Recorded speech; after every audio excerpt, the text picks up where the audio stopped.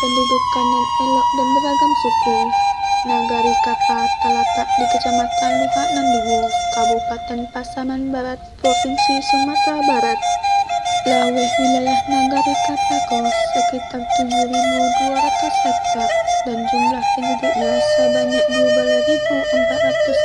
12.449 jiwa yang terdiri dari suku Minang, suku Jawa, suku Mandailing, dan ditambah suku-suku dari daerah Indonesia lainnya.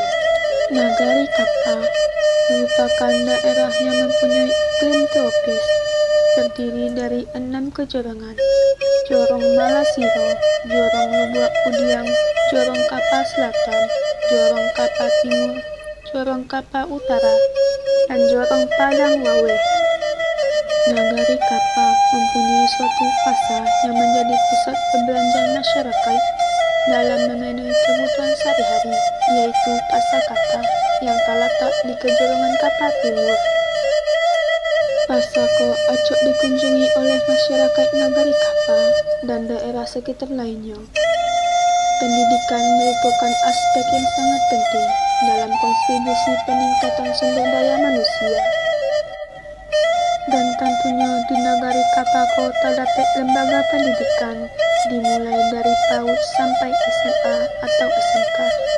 Selain itu, terdapat juga pendidikan keagamaan seperti TPA, MTS, MA, dan pondok pesantren.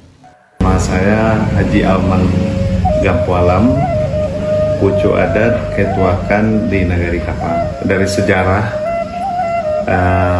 yang kita perdapat, pertamanya ada namanya di Nagari itu, di Kapa itu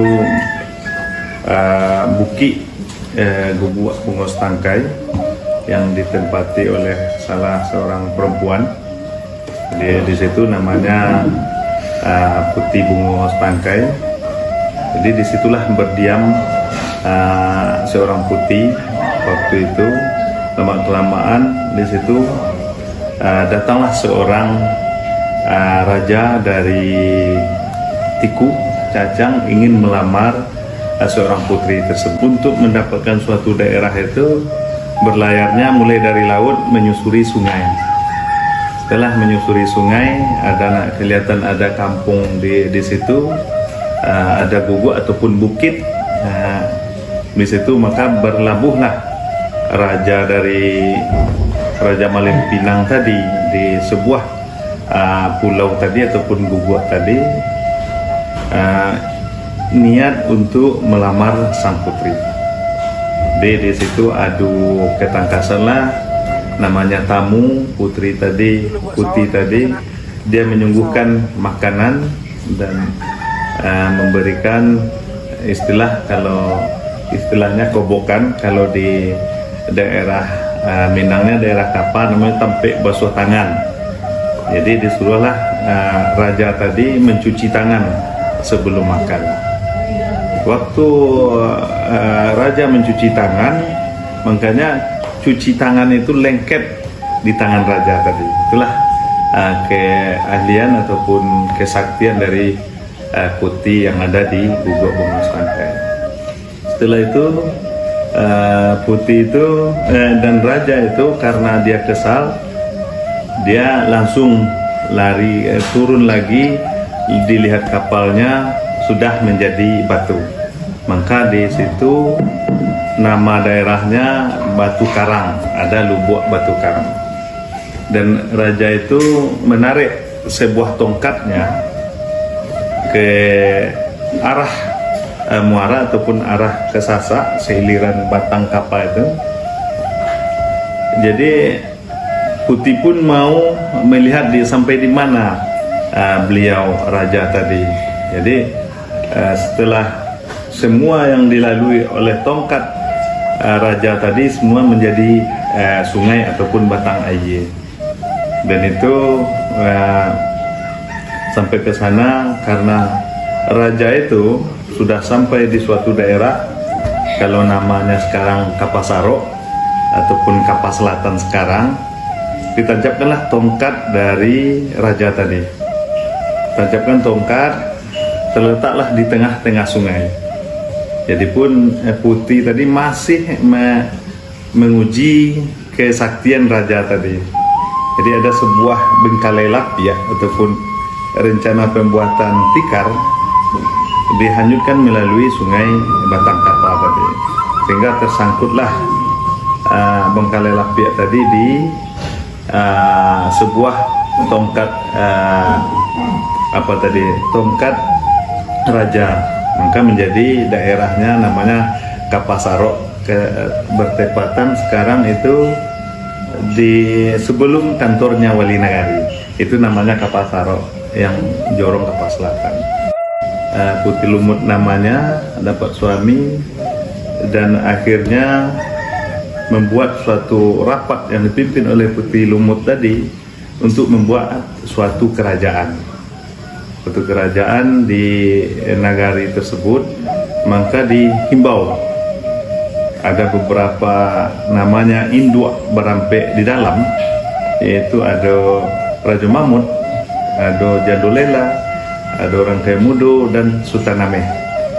Dan dipanggil juga induk ampe di luar, ada Datuk Tangka Basaran, ada Datuk Jalelo, Datuk Maju Basa dan Datuk Bunsu. Kalau di kapal nenek mama ataupun induk ampe di dalam itu tidak gelar datuk, langsung gelar. Jadi di situ bermusyawarah dan mufakatlah mereka untuk mencari pimpinan.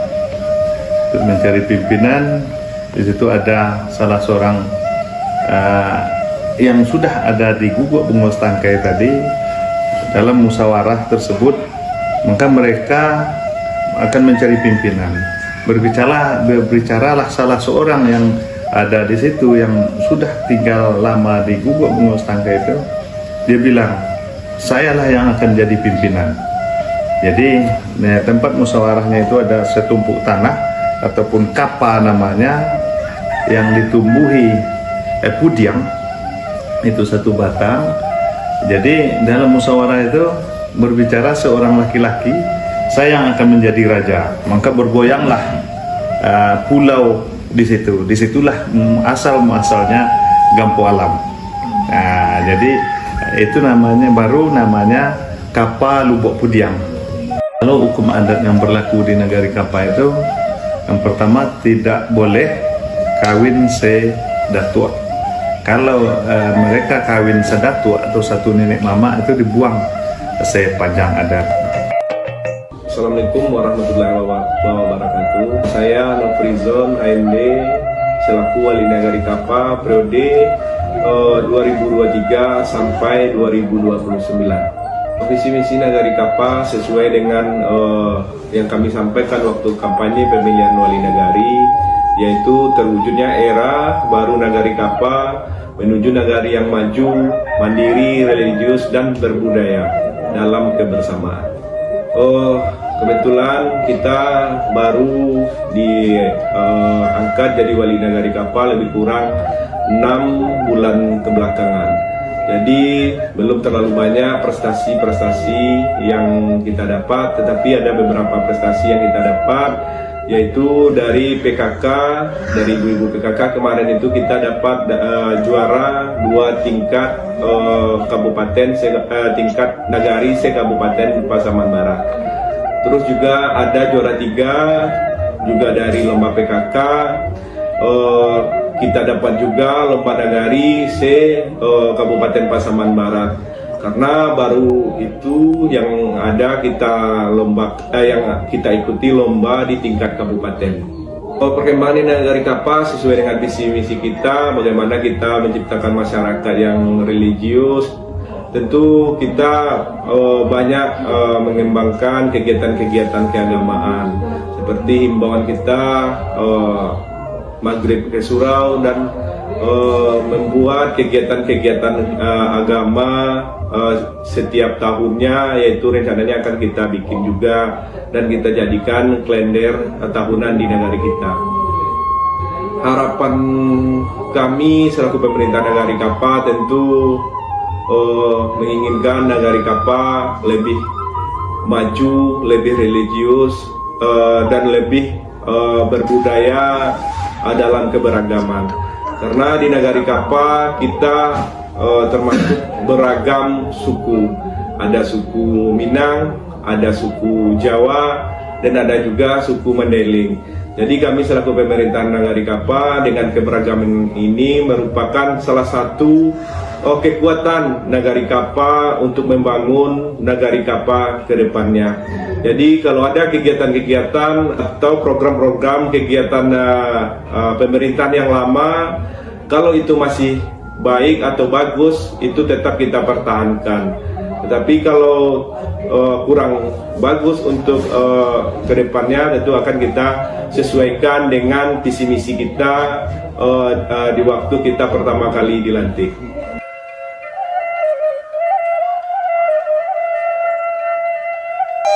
Selain itu, di Nagari Kapa untuk sebuah tradisi yang dijaga oleh masyarakat sampai kini, yaitu tradisi bajambak rumah datua.